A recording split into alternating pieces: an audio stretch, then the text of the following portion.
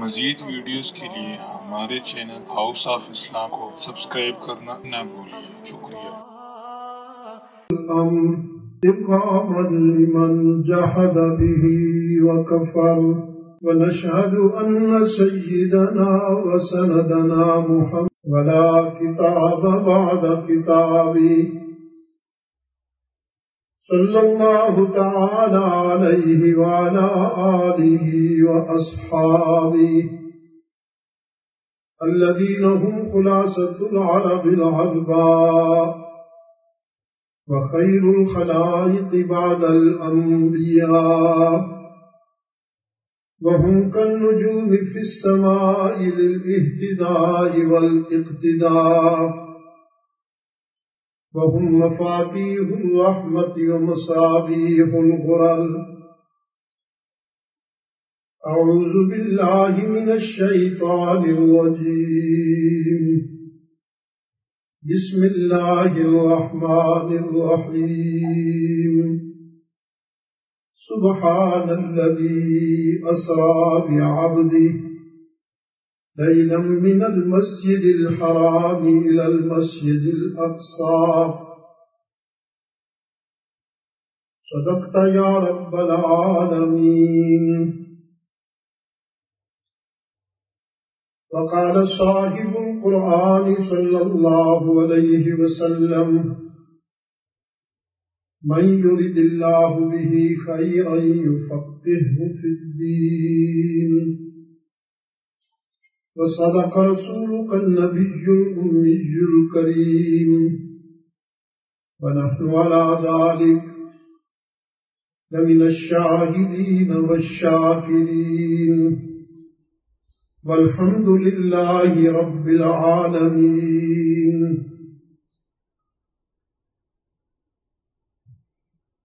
اللهم صل على محمد وعلى آل محمد كما صليت على إبراهيم وعلى آل إبراهيم إنك حميد مجيد.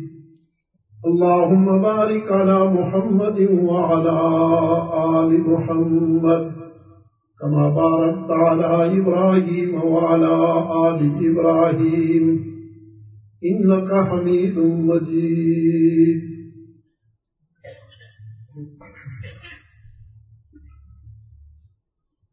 محترم دوستو، بھائیوں، عزیزوں، ماؤں، بہنوں اور بیٹیوں، آج 1 ستمبر 2005 عیسوی ہم یہاں جامع ابو بکر صدیق اسکابرو کینیڈا میں دعوت و تبلیغ کی نسبت سے جمع ہیں۔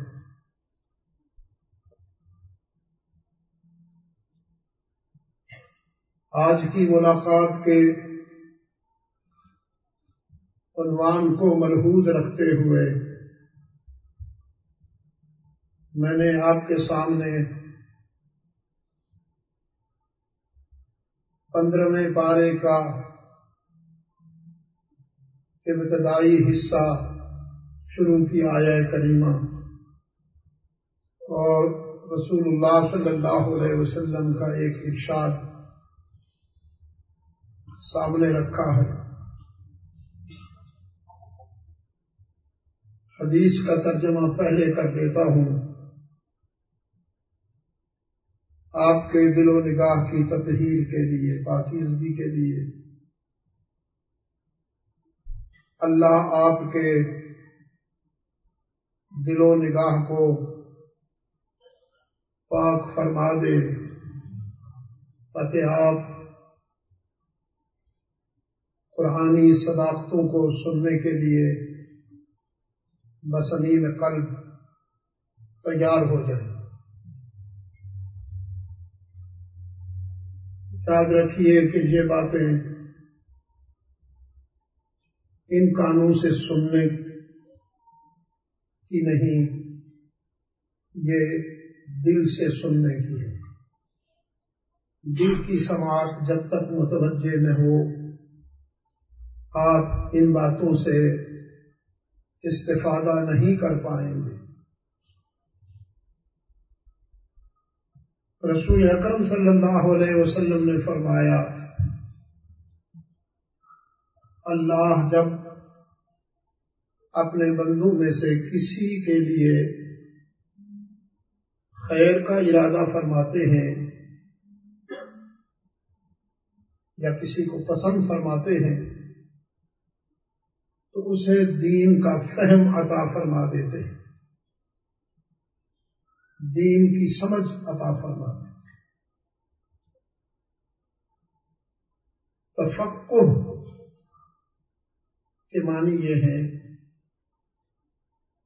کہ جو بات دل میں اتر جائے اور جس کو سن کر دل مطمئن ہو جائے، دل کی گہرائیوں میں جو اتر جائے،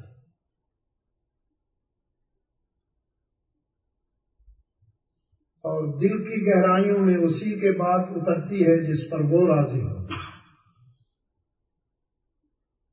یہ فلسفہ نہیں ہے، یہ منطق نہیں ہے، فلسفی نہیں ہے،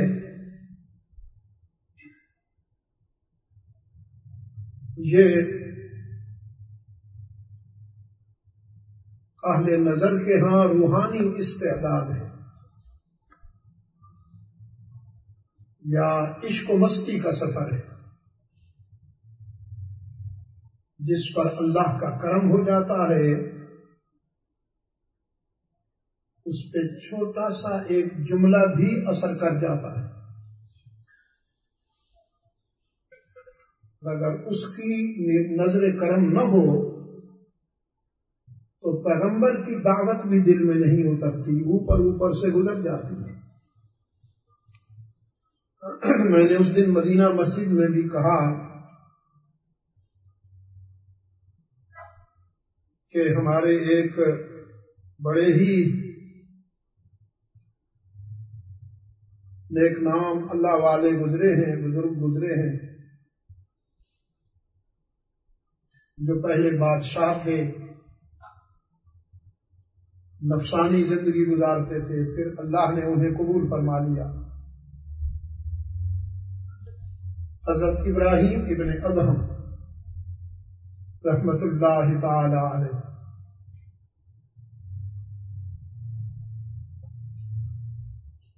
بادشاہی کے زمانہ میں جس طرح ان لوگوں کی زندگی ہوتی ہے آپ خوب سمجھتے ہیں۔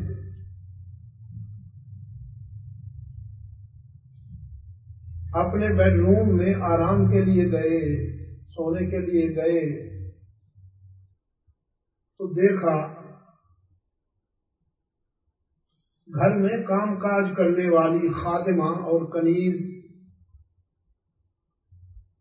بادشاہ صاحب کے بیڈ پہ سوئی ہوئی ہے، بستر پہ سوئی ہوئی۔ ہوا یوں کہ بیڈ روم صاف کیا اس نے، چیزوں کو ٹھکانے لگایا، سنبھالا، بستر بھی بنایا، اس کی نرمی اور گداز محسوس کر کے سوچا کہ بڑا آرام دہ ہے، بہت ہی پرسکون بستر ہے، ذرا لیٹ کر دیکھوں تو اس پر سونے سے کتنا آرام ملتا ہے، ذرا لیٹ کے دیکھوں تو۔ اب سنگریزوں اور زمین پہ لیٹنے والے بستر کو جو شاہی بستر ملا، کمخاب اور اطلس کی چادر والا اور نرم و گداز تکیوں والا، تو بیچاری نیند میں کھو گئی، سارے جہان سے غافل ہو گئی۔ بس تھوڑی دیر گزری تھی کہ بادشاہ صاحب آ گئے، اس نے اپنے شاہی پروٹوکول کی دھجیاں اڑتی ہوئی دیکھی، ایک خادمہ اور کنیز میرے بستر پہ سو رہی ہے۔ غصے میں اسے چابک مارے، جگائے بغیر بیدار کیے بغیر چابک مارے. وہ بیچاری گھبرا کے اٹھ بیٹھی، بادشاہ کو سامنے پایا، رونے لگی، معافی مانگی، غلطی ہو گئی ہے، معاف کر دیجیے. اس زمانے میں ابھی سوری تیار نہیں ہوا.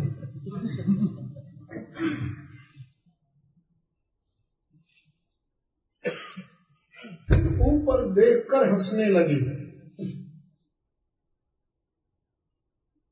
اب دیکھیے جب اللہ راضی ہوتا ہے تو پھر کس طرح اسباب بنتے ہیں.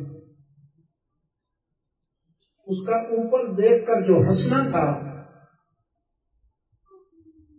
یہی بادشاہ صاحب کی زندگی میں تبدیلی کا باعث بن گیا. بادشاہ حیرت سے پوچھتا ہے تیرا رونا تو سمجھا ہوں، ہنستی کیوں ہے؟ اس بیچاری نے کہا ہنسنے کی وجہ بتاؤں گی تو اور مار کھاؤں گی. اس نے کہا نہیں ماروں گا، بتاؤ، میں خود کہتا ہوں، بتاؤ. کہنے لگی بادشاہ صاحب روئی تو اس لیے ہوں کہ تیرے چابک نے میری چمڑی ادھیڑ ڈالی. ہنستی اس لیے ہوں کہ یا اللہ اس بستر پہ 5 منٹ سوئی ہوں، مجھے تو 5 چابک نقد مل گئے. جو ساری زندگی سو رہا ہے پتہ نہیں اسے کتنی مار پڑے گی. یہ کیسا بستر ہے؟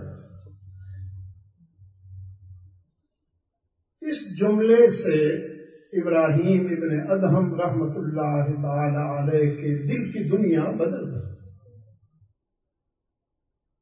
ساری رات روتا رہا، بستر پہ نہیں سوئے، ساری رات روتا رہا. صبح ہوئی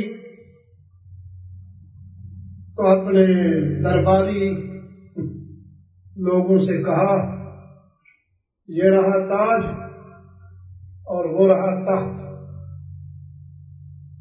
اسے سنبھالو. یہ رہا تاج اور وہ رہا تخت، سنبھالو. میں تو اب اپنے رب کو راضی کرنے کی کوشش کروں. بھائی ایک ہے تن کی زندگی اور ایک ہے من کی زندگی. تن کی زندگی وہ ہے جو ہم گزار رہے ہیں، ٹھیک ہے. صبح اٹھتے ہی کھانا شروع کرتے ہیں. بریک فاسٹ کے نام پر ایک پرماننٹ لنچ ہو گیا ہے. پھر لنچ کے ٹائٹل میں ایک اور لنچ ہوا، ڈبل لنچ ہو گیا.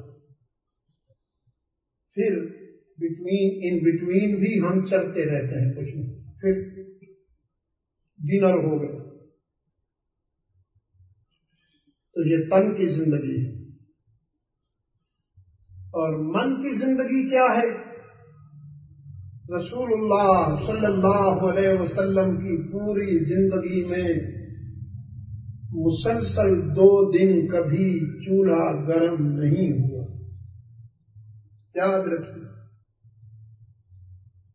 مسلسل 2 دن کبھی چولہا گرم نہیں ہوا. اور جب کھانا بنتا تھا تو وہ کھانا بھی کئی ڈشز نہیں ہوتی تھی. 1 ڈش کھانا آپ صلی اللہ علیہ وسلم نے استعمال فرمایا ہے اور کھانا تیار ہوا. اگر کوئی فقیر آ گیا، سوال کرنے والا آ گیا تو وہ کھانا اس کو چلا دیا.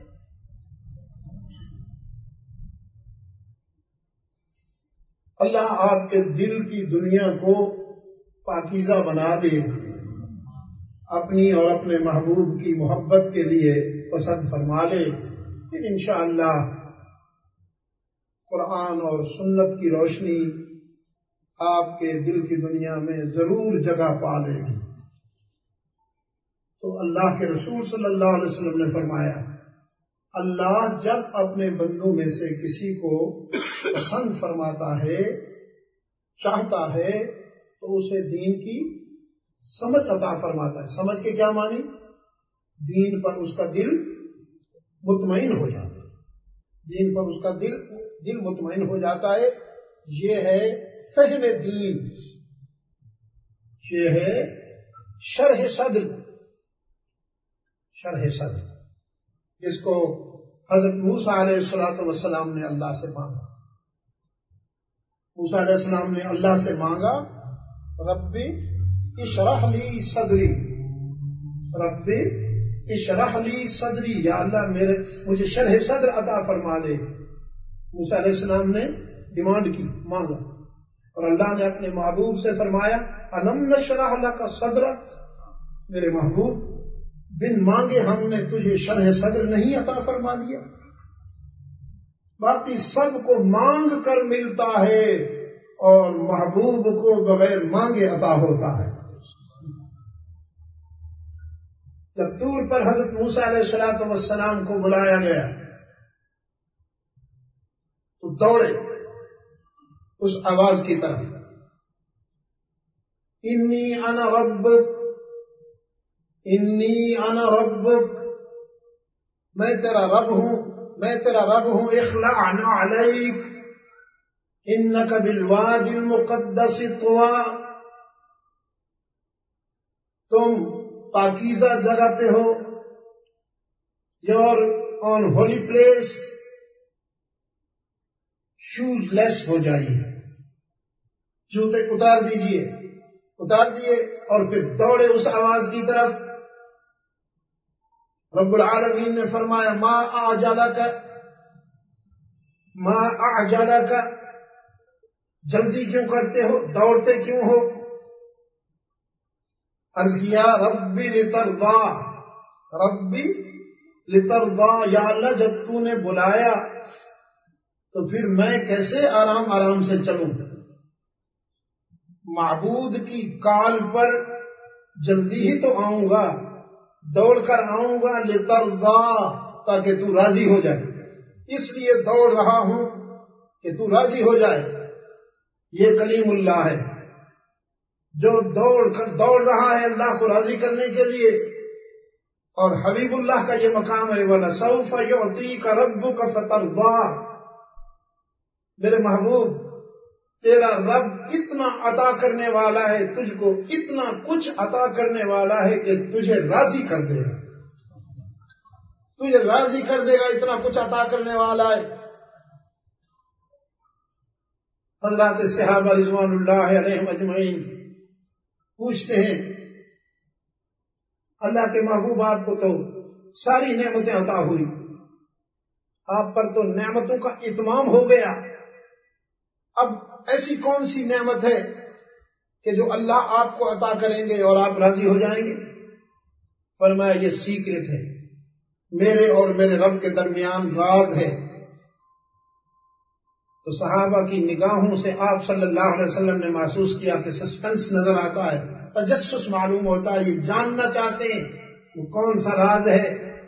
تو آپ صلی اللہ علیہ وسلم نے فرمایا حشر میں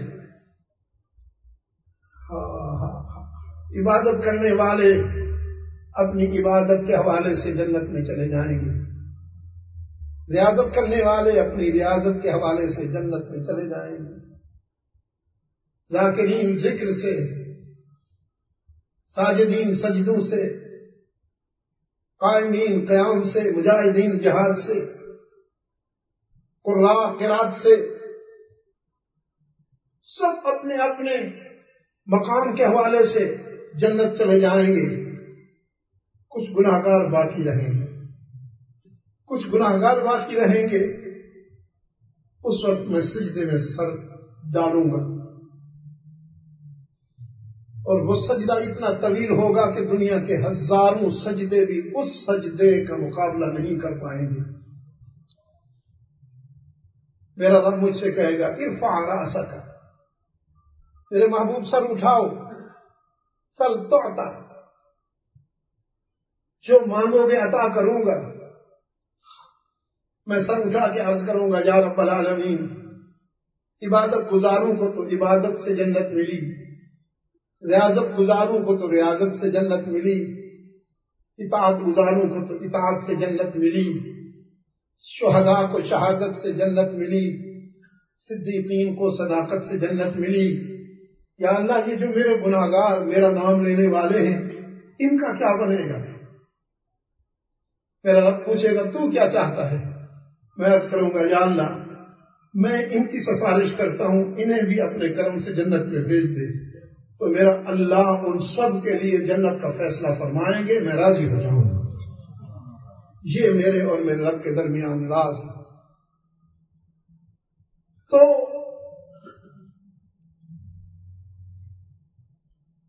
معراج عروج سے مشتق ہے، عروج، اور عروج بلندی کا استعارہ ہے۔ یہ عروج جو اسلامی لغت میں، اسلامی ڈکشنری میں معراج کے ٹائٹل سے متعارف ہے، ہم جانتے ہیں اس کا ایک خاص تصور ہے، اسپیشل کانسیپٹ ہے۔ یہ رحمت عالم صلی اللہ علیہ وسلم کی زندگی میں، مکی زندگی میں، ایک رات کے مختصر سے حصے میں فرش سے عرش تک کا ایک سفر ہے، جو اللہ کی قدرت کاملہ کا مظہر ہے، اور اس کے آخری رسول صلی اللہ علیہ وسلم کی منفرد عظمت کا مظہر ہے۔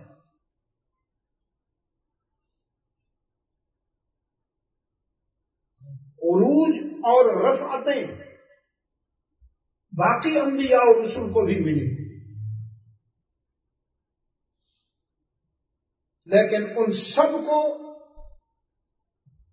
فرش زمین پر یہ بلندی نصیب ہوئی۔ رحمت عالم صلی اللہ علیہ وسلم کو اللہ نے عرش بری پر یہ عزت عطا فرمائی۔ تو باقی انبیاء اور رسول اور رحمت عالم صلی اللہ علیہ وسلم کے درمیان یہی فرق ہے مقام کا، کہ ان کی معراج زمین پر اور رحمت عالم کی معراج عرش پر، آسمان پر۔ تو باقی انبیاء اور رسول اور رحمت للعالمین صلی اللہ علیہ وسلم کے بٹوین یہی امتیاز ہے کہ جتنا زمین سے آسمان بلند ہے، اتنی ہی باقی انبیاء اور رسول سے رحمت للعالمین کی شان بلند ہے۔ اس کو سمجھنے کے لیے قرآن کریم نے فرمایا وَمَا جَعَلْنَا الرُّؤْيَا الَّتِي أَرَيْنَاكَ إِلَّا فِتْنَةً، ہم نے یہ جو آپ کو عزت عطا فرمائی، یہ امتحان ہے، کسوٹی۔ اس کو سمجھنے کے لیے عقل و دانش کی اتنی ضرورت نہیں جتنی بصیرت اور روحانیت کی ضرورت ہے، اس لیے کہ عقل کی پرواز محدود ہے، لمیٹڈ ہے۔ یہ بات عقل میں نہیں آئے گی۔ کل بھی جس کسی نے اس کو عقل سے سمجھنے کی کوشش کی، اس نے ٹھوکر کھائی۔ آج بھی جو اس کو عقل سے سمجھنے کی کوشش کرے گا وہ ٹھوکر کھا جائے گا۔ کھائی ہے، نام نہیں لیتا ہوں، بعض لوگوں نے اس حوالے سے ٹھوکریں کھائی ہیں۔ اللہ کے رسول صلی اللہ علیہ وسلم کے معراج کے حوالہ سے ابو جہل کو جب یہ معلوم ہوا کہ پیغمبر اسلام صلی اللہ علیہ وسلم اس طرح فرما رہے ہیں کہ اللہ نے مجھے رات کے ایک حصہ میں مکہ سے مسجد حرام سے مسجد اقصی تک لے گئے اور پھر عرش معلی تک لے گئے، تو وہ خوش ہوا۔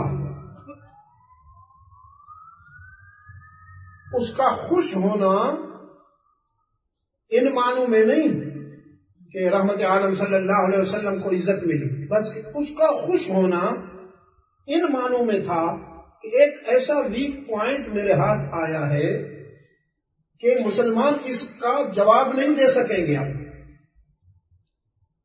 چنانچہ تنقیدی نقطۂ نظر سے وہ سب سے پہلے رحمت عالم صلی اللہ علیہ وسلم کے وفادار سیدنا ابو بکر صدیق کے گھر آئے اور سیدنا ابو بکر صدیق رضی اللہ تعالیٰ عنہ کو بلا کر کہنے لگا ان کی ہر بات مان لیتے ہو، اب یہ بھی مانو گے ان کی؟ صلی اللہ علیہ وسلم صدیق اکبر رضی اللہ تعالیٰ عنہ سمجھ گئے، فرمایا کیا بات ہے؟ تو ابو جہل نے کہا وہ کہہ رہے ہیں رات کے ایک حصہ میں اللہ نے مجھے مکہ سے مسجد حرام سے مسجد اقصی اور مسجد اقصی سے عرش معلیٰ تک پہنچا دیا۔ ابو بکر یہ بھی مان لو گے؟ صدیق اکبر رضی اللہ تعالیٰ عنہ نے فرمایا اگر تو یہ کلیم کرے تو اقرار کفر ہے، اور اگر میرے محبوب نے کلیم کیا ہے تو انکار کفر ہے۔ یہ فی البدی برجستہ اور نیچرل امپریشن تھا فرام صدیق اکبر رضی اللہ تعالی، جس میں کوئی فلسفی کوئی منطق کار فرما نہیں، بس سنا اور فرما دیا اگر تو یہ دعویٰ کرے تو اقرار کفر ہے، اگر میرے محبوب نے کہا ہے تو انکار کفر ہے۔ اس پر ابو جہل نے کہا کبھی تو عقل سے کام لیا کرو، کبھی تو عقل سے کام لیا کرو۔ صدیق اکبر رضی اللہ تعالیٰ عنہ نے فرمایا ابو جہل عقل اچھی چیز ہے، اللہ کی نعمت ہے، بہت اچھی چیز ہے، لیکن محمد عربی عقل سے بہت اچھی چیز ہے۔ تجھے یہ معلوم نہیں ہے کہ ہم اپنی عقل و دانش کو رحمت للعالمین کی سچائی پر قربان کر چکے ہیں، یہ تو چھوٹی سی بات ہے جو تم لے کے آئے ہو، ہم تو اس سے بڑی بات مانے ہوئے ہیں۔ ابو جہل اور چکرایا، شاید کوئی اور بھی ایسا واقعہ ہو چکا ہے۔ کہنے لگا وہ کون سی بات ہے جو تم پہلے سے مان چکے ہو؟ تو صدیق اکبر نے فرمایا رضی اللہ تعالیٰ عنہ ہمارے آقا نے، ہمارے محبوب نے فرمایا ہے تمہارا اللہ علیم ہے، سمیع ہے، بصیر ہے، ہر جگہ موجود ہے، ہر جگہ موجود ہے، عالم ما کان و ما یکون ہے، اسی کی عبادت کیا کرو، وہی اس لائق ہے کہ اسے پکارا جائے اور اسی کے سامنے دامن پھیلایا جائے، اسی کو ہر جگہ موجود مان کر، ہر جگہ موجود مان کر اس سے اپنے دل کی بات کہی جائے۔ ابو جہل نے کراس کوشچن کیا تم نے اس کو دیکھا بھی ہے؟ ابو بکر نے فرمایا جی دیکھا تو نہیں، حضور سے سنا ہے۔ فرمایا پھر تم نے مان لیا؟ صدیق اکبر نے فرمایا ہم نے مان لیا۔ وہ دیکھے بغیر مان لیا؟ کہاں دیکھے بغیر مان لیا؟ تم عجیب لوگ ہو، کیوں نہیں اپنے امام سے تم نے کہا کہ پہلے اللہ کو دکھاؤ پھر ہم مانیں گے؟ چونکہ ہم دانشور لوگ ہیں، ہم عقل والے ہیں، سنی سنائی پر نہیں یقین رکھتے، جب تک آنکھوں سے نہیں دیکھیں گے نہیں مانیں گے۔ صدیق اکبر رضی اللہ تعالیٰ عنہ نے فرمایا ابو جہل اگر ہم یہ اصرار کرتے، ہم یہ ڈیمانڈ کرتے کہ اللہ کو دکھاؤ تو پھر مانیں گے، تو شاید ہمارا محبوب اللہ کے حسن و جمال کی کوئی جھلک ہمیں دکھا دیتا۔ ابو جہل نے کہا کتنی اچھی بات تھی، دیکھ لیتے پھر اس کو مانتے۔ فرمایا بری بات سنو نا، بری بات سنو، اگر رسول اللہ صلی اللہ علیہ وسلم ہمارے مطالبے پر، ہمارے تقاضے پر اللہ کے حسن و جمال کی کوئی جھلک ہمیں دکھا دیتے تو اللہ پر ہمیں ایمان و یقین کا وہ مقام نصیب نہ ہوتا، آنکھوں سے دیکھ کر ہمیں وہ مقام نصیب نہ ہوتا جو رسول اللہ کی زبان